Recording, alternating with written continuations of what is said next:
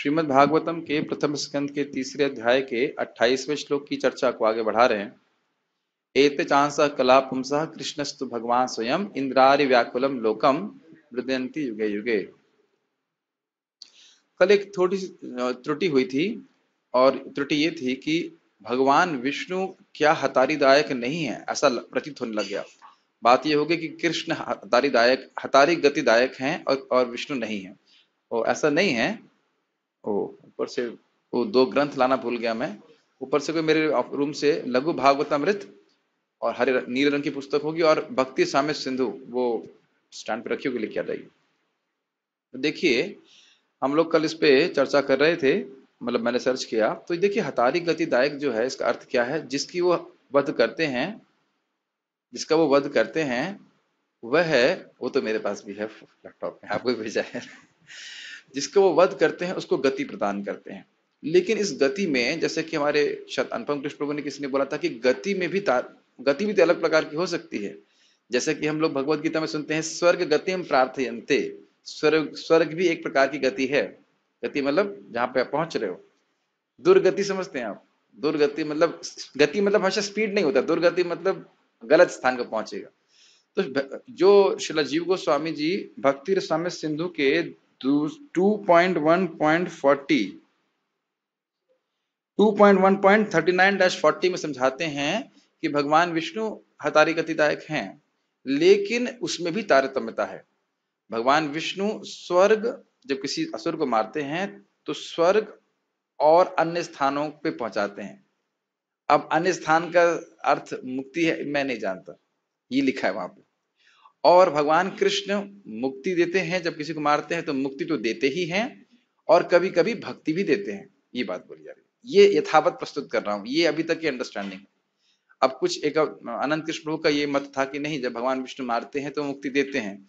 तो यह मैंने अभी तक पढ़ा नहीं है, इसलिए मैं उस पर चुप हूं, इस पे हम चुप्पी रखे हुए हैं। अब कोई इस प्रकार का हमको, मतलब आगे हमने भक्तों को भी बोला है इस पे और रिसर्च करने, क्योंकि हमने भक्तों से यही सुना था कि भगवान कृष्ण ही मारते हैं तभी उसको मुक्ति प्राप्त होती है। और जैसे जब अन्य भगवान के विष्णु स्वरूप मारते हैं किसी असुर को तो वह उच्चतर, उसको मतलब भौतिक जगत में उच्चतर स्थान प्राप्त होता है। श्रील जीव गोस्वामी जी इस बात को कहते हैं कि आपने भगवद गीता का उदाहरण देते हुए तान अहम विशतान क्रूरान संसारेषु नराधमान।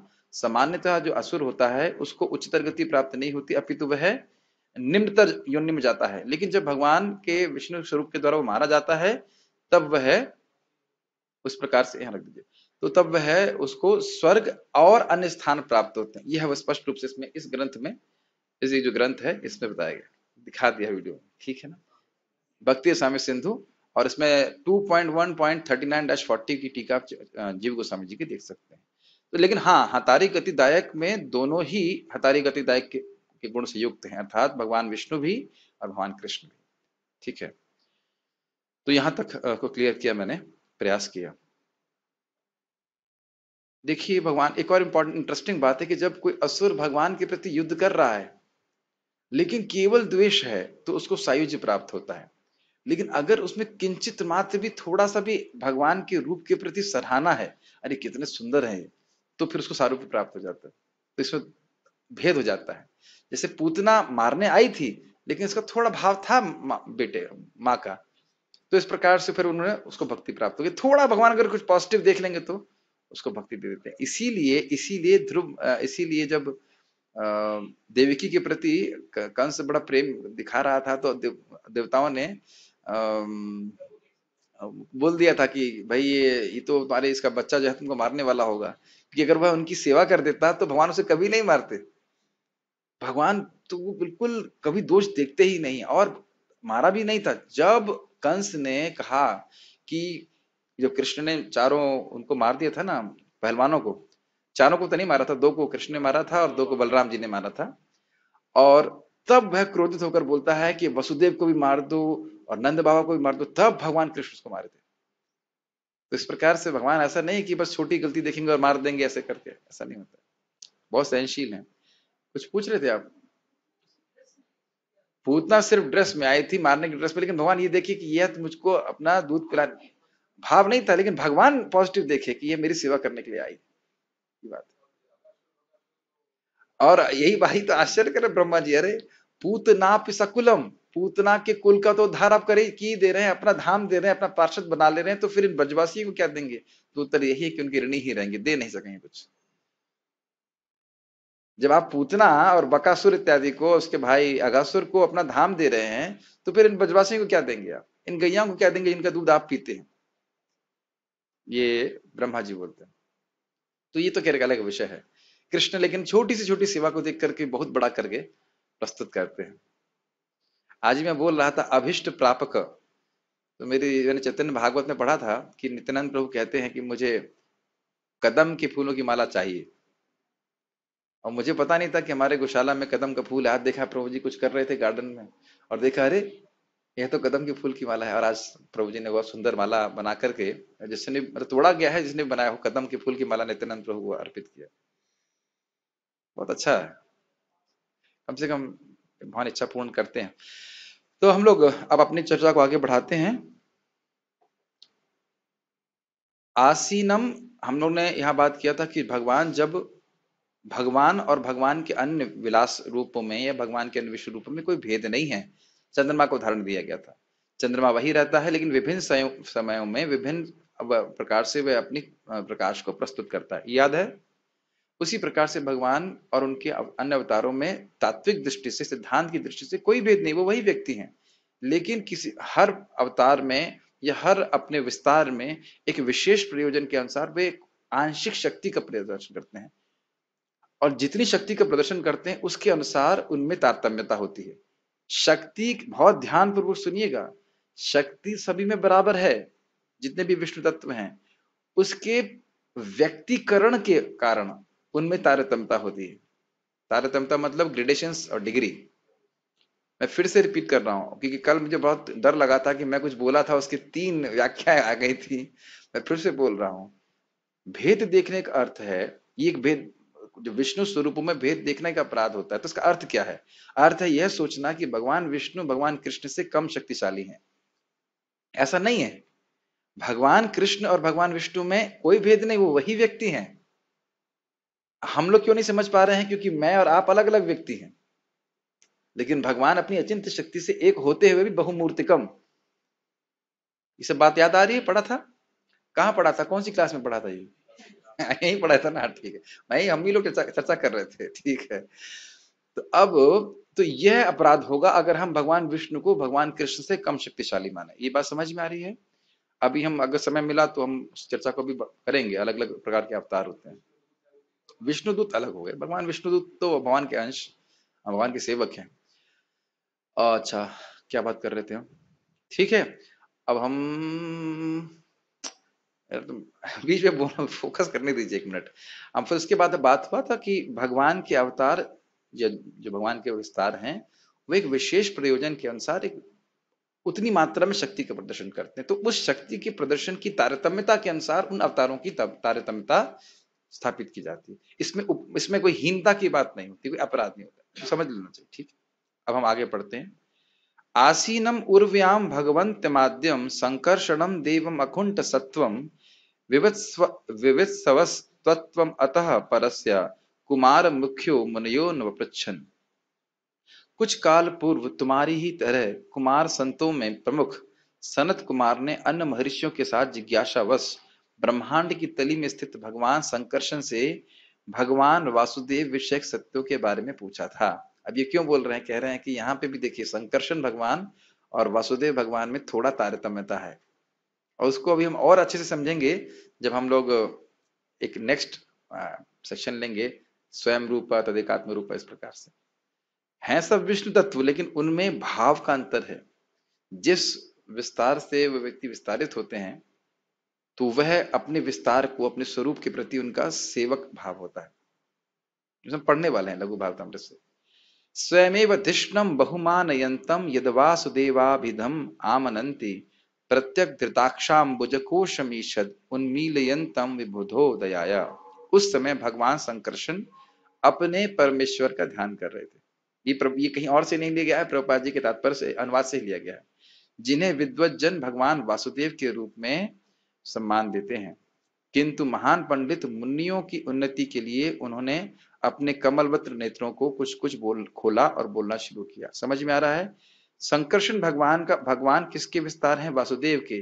तो वासुदेव के प्रति उनका सेवक भाव है वो वह विष्णु तत्व ही। जैसे बलराम जी किससे विस्तारित होते हैं? कृष्ण से। और बलराम जी का कृष्ण के प्रति क्या भाव है? सेवक भाव। नित्यानंद प्रभु किससे विस्तार हैं? भाई एक ही बात है, मतलब बलराम जी हैं तो नित्यानंद प्रभु क्या बोलते हैं? मैं तो महाप्रभु का सेवक हूँ। ऐसे महाविष्णु के अवतार हैं, अद्वैत आचार्य वो कहते हैं क्या? चैतन्य दास आमी चैतन्य दास, चैतन्य दास तारा सेवक दास। लेकिन है वो विष्णु स्वरूप ही, वो अभिन्न है, बड़ा अचिंत्य है। समझ में नहीं आ रहा तो आश्चर्य की बात नहीं, क्योंकि अचिंत्य है। ठीक है। यदि अंश और अंश में भेद हो तो भी कोई विरोधाभास नहीं है, क्योंकि भगवान चिद वस्तु है। इसका मतलब ये है कि अंश जो है वह हीन नहीं हो जाते, वह भी आध्यात्मिक हैं, पूर्ण भगवान ही है। ठीक है। वराह पुराण कहता है स्वांश चाथ विभिन्नांश इति द्वेधांश इष्यते। दो प्रकार के अंश होते हैं, एक स्वांश और विभिन्न अंश। स्वांश कौन से हैं? विष्णु तत्व। विभिन्न अंश कौन से हैं? हम सब लोग, जीवात्मा। ठीक है। श्रील श्रीधर स्वामी कहते हैं मत्स्य इत्यादि भी भगवान के अवतार हैं, अतएव उन अवतारों में भी सर्वज्ञत्व तथा शक्तिमत्व रहता है। मतलब शक्ति पूरी रहती है, सब जानते हैं, सब कुछ रहता है, किंतु उन अवतारों के उपयोग के अनुकूल ही ज्ञान क्रिया तथा शक्ति आविर्भूत होते हैं। समझ में आ रहा है कि वह उतनी शक्ति ज्ञान प्रदर्शित करते हैं जितना आवश्यकता होती है। कुमारा अवतार, नारद अवतार आदि अधिकारियों में उपयोगानुकूल ही अंशों तथा कलाओं का आवेश होता है। अब यहाँ क्या अर्थ है? इनमें दो अंतर समझ लीजिए, स्व अंशों में और आवेश अंतर में क्या अंतर है? जिसमें आवेश अवतार में उसको उनको उतनी शक्ति भगवान के द्वारा दी जाती है जिसकी आवश्यकता हो। उनके पास सारी शक्तियां नहीं है, जैसे नारद जी के पास सारी शक्तियां नहीं है, भक्ति देने की शक्ति है। और किससे आई है वो? भगवान से। ये समझ में आ रहा है? और स्वांशों में क्या है? उनके पास सारी शक्ति है, लेकिन वह अपनी स्वेच्छा से उस प्रयोजन को सिद्ध करने के लिए थोड़ी ही शक्ति प्रदर्शित करते हैं। ये अंतर आप भेद देख पा रहे हैं दोनों में, आवेश अवतार और स्वांश इत्यादि में? ओके। यस प्रभु, माइक माइक दीजिए, माइक पे बोलिए। कोई शक्तावेश अवतार बन सकता है? यस। जैसे कि नारद जी पिछले कल्प में क्या थे? नहीं, इनको बताने दीजिए। दासी पुत्र थे। तब वो क्या शक्ति अवतार थे? अरे इसमें क्या डाउट है? नहीं थे, लेकिन भगवान की भक्ति किए तो भगवान ने उनमें शक्ति का आवेश किया। कृष्ण शक्ति बिना नाही तार प्रवर्तन। और प्रभुपाद जी बोलते हैं जो व्यक्ति लगातार भगवान की प्रेममय भक्तिमय सेवा में लगा रहता है उसको भगवान शक्ति प्रदान करते हैं, जिसके द्वारा वो प्रचार कर पाता है। आपके पास कुछ शक्ति आई है भगवान की प्रचार करने की? नम्रता मत प्रस्तुत कीजिएगा, माइक पे बताइए। बोलो। थोड़ा श्लोक लोग थोड़े बहुत समझ में आने लगे हैं। समझ में आने लगे हैं कुछ। ये कहाँ से कृपा से? अच्छा, बुद्धि उतनी है ना जितना बायजूस में आप काम करते थे जो काम। अब भाई सिंपल बात है, ये आईआईटी चेन्नई के पास आउट बैठे हैं, मैं आईआईटी कानपुर का पास आउट बैठा हूँ, और जो अन्य भक्त बैठे हैं, बुद्धि उतनी है ना। अगर आपको फिर से आईआईटी के वही पेपर सॉल्व करने के लिए बोल जाए, उतनी बुद्धि में कोई कमी नहीं आई है। मेरा कहने का मतलब है इसका भौतिक बुद्धि से कोई संबंध नहीं है। और ऐसा होता तो वहां के प्रोफेसर समझ लिए होते भगवान के बारे में। ऐसा बिल्कुल भी नहीं है। मेरे रिश्तेदार हैं जो बहुत बड़े प्रोजेक्ट मैनेज करते हैं, लेकिन उस दिन सार्वभौम प्रभु जी अन्याभिलाषिता शून्यम समझा रहे थे। वो कहते हैं हमको समझ में नहीं आ रहा, ऐसे बहुत बहुत प्रोजेक्ट मैनेज करते हैं। तो वो स्थूल बुद्धि का कोई इसमें संबंध नहीं है, भगवत कृपा से बातें समझ में आती। समझ रहे हैं? तो कुछ शक्ति प्राप्त हो रही है भगवान का प्रचार करने की। ऑब्वियसली हम पूरे विश्व में प्रचार नहीं कर सकते, लेकिन कुछ भक्ति कर रहे हैं, कुछ तो प्रभाव आ रहा है। तो ये शक्ति कहां से प्राप्त हो रही है? भगवान से प्राप्त हो रही है। ब्रह्मा जी शक्तावेश अवतार हैं, जो एक महान गुणावतार हैं, लेकिन वह उस गुण को धारण करने की शक्ति कहां से प्राप्त हो रही है? ये सब आप लघु भागवत में पढ़ सकते हैं। उनको शक्तावेश अवतार भी कहते हैं। बेसिकली किसी जीव में जब भगवान कोई विशेष शक्ति अपनी आवेशित करते हैं उसको शक्तावेश अवतार कहते हैं। उसको आप और कैटेगराइज कर सकते हो, गुणावतार इत्यादि, वो उसमें कोई दिक्कत नहीं है। लेकिन ब्रह्मा जी या कोई भी जीव जिसमें ये भगवान विशेष प्रकार की शक्ति देते हैं उसको आवेश अवतार कहते हैं। तो शक्ति ना भी हो तो भी उसमें आवेशित की जा सकती है। ठीक। बने हैं, प्रमाण आपके सामने नारद जी। ठीक। दोनों ही हो सकता है, वो शाश्वत रूप से भी है, उसका प्रमाण भी है शक्तावेश अवतार, और बन भी सकता है। ठीक। भगवान किसी को भी शक्ति प्रदान कर सकते हैं। एक प्राचीन श्लोक है, अब देखिए आप लोग इन श्लोकों को देख रहे हो सकता है लगे कि कठिन है, इसका वो प्रयोजन है। यह श्लोक प्रभुपाद जी सार में अपनी टीका में रखेंगे, तो जब हम इसको यहाँ पढ़ लेंगे तो वहां पे पढ़ने में बहुत आसानी रहेगी। ठीक है। एक प्राचीन श्लोक है, नरसिंहो जामदग्नेश्च कल्कि पुरुष एव च भगवत्वे च तत्रादेर ऐश्वर्यस्य प्रकाशकः। तो यहाँ पे इन श्लोकों के द्वारा प्रस्तुत किया जाएगा कि भगवान के विभिन्न अवतार भगवान की विभिन्न शक्तियों को प्रस्तुत करते हैं। नरसिंह, परशुराम, कल्कि और पुरुषावतार भगवान के ऐश्वर्य के प्रकाशक हैं। ठीक। नारदोथ तथा व्यासो वराह बुद्धो एव च धर्माणाम एव वैविध्याद अमी धर्म प्रदर्शकः। शील नारद, व्यास, वराह और बुद्ध धर्म प्रकाश प्रदर्शित करते हैं क्योंकि वे विविध धर्म के मार्ग दिखाते हैं। इसमें कुछ समझाना नहीं है, केवल यही बात बोली जा रही है कि एक अंश प्रकाशित करते हैं। रामो धन्वंतरी यज्ञ पृथु कीर्ति प्रदर्शिनः। राम धन्वंतरी यज्ञ और पृथु उनकी कीर्ति का प्रदर्शन करते हैं। बलराम मोहिनी च वामन श्री प्रधानकः। बलराम, मोहिनी और वामन श्री प्रधान है, अर्थात उनकी सुंदरता को प्रस्तुत करते हैं। दत्तात्रेयश्च मत्स्यश्च कुमार कपिलस्तथा ज्ञान प्रदर्शका एते विज्ञातव्या मनीषिभिः।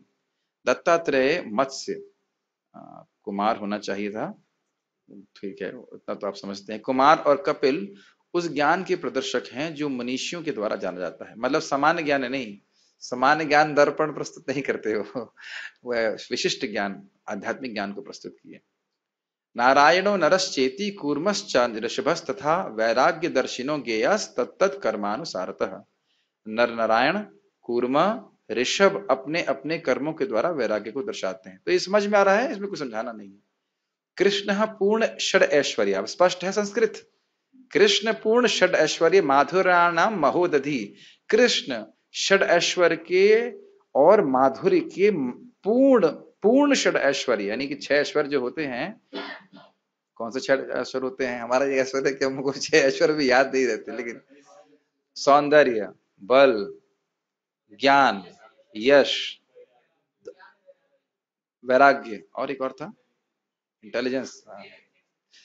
यश हो चुका, ठीक है। ये हमारा हमारा ऑपोलेंस है कि हमें 6 ऑपोलेंस भी याद नहीं रहते, कंफ्यूज जाते, कोई बात नहीं, ये भगवान में और हमें भेद है। तो ये है, तो कह रहे हैं पूर्ण मतलब पूर्ण मात्रा में भगवान प्रकाशित करते हैं इसको। और माधुर्य का भी, माधुर्याणाम महो उदधि मतलब महासागर हैं। अंतर्भूत समस्त अवतारों निखिल शक्तिमान, वह समस्त अवतारों को अपने अंतर्भूत किए रहते हैं और निखिल शक्तिमान अर्थात सभी शक्तियों के स्वामी हैं। ऐसी कोई भी शक्ति नहीं है जो कृष्ण के पास न हो। समझ में आया? कृष्ण पूर्ण षड ऐश्वर्य और माधुर्य के महान सागर हैं। वे सभी अवतारों को अंतर्भूत किए रहते हैं और निखिल शक्ति संपन्न है। यह श्लोक समस्त, उसके बाद लास्ट पॉइंट है, यह श्लोक समस्त अवतारों के समान प्रयोजन को कहता है। कौन सा है भाग था वो? इंद्रारी व्याकुलम लोकम मृडयंती युगे युगे। अवतार इस जगत को सुखी करने के लिए आते हैं जब जब ये असुरों और उनकी विचारधाराओं के कारण व्याकुल होता है। बहुत सुंदर बात है कि असुर परेशान कर रहा तो ठीक है, लेकिन कोई विचारधारा भी असुर प्रस्तुत कर सकता है, आसुरी विचारधारा, जिसकी वजह से भी जगत व्याकुल हो जाता है, तो उसका खंडन करने के लिए भी भगवान आते हैं। जैसे भगवान बुद्ध भी आए, भगवान चैतन्य महाप्रभु भी एक दृष्टि से आए और जो भौतिक निर्विशेषवादी उनका भी खंडन किया हमने एक अंश में इस प्रकार से। घबराइए मत, अभी प्रवचन समाप्त नहीं हुआ है। पहले पूछिए कि यहाँ पे मैं पूछूंगा, कोई प्रश्न है यहाँ तक? ठीक, यस। आविर्भूत, अंतर्भूत, अंतर्भूत मतलब सारे अवतार भगवान कृष्ण के अंदर ही हैं, बाहर। यस प्रभु, माइक पे बताइए। बोला गया कि श्री नारद, व्यास, बराह और बौद्ध धर्म प्रदर्शन किए थे, तो हाँ।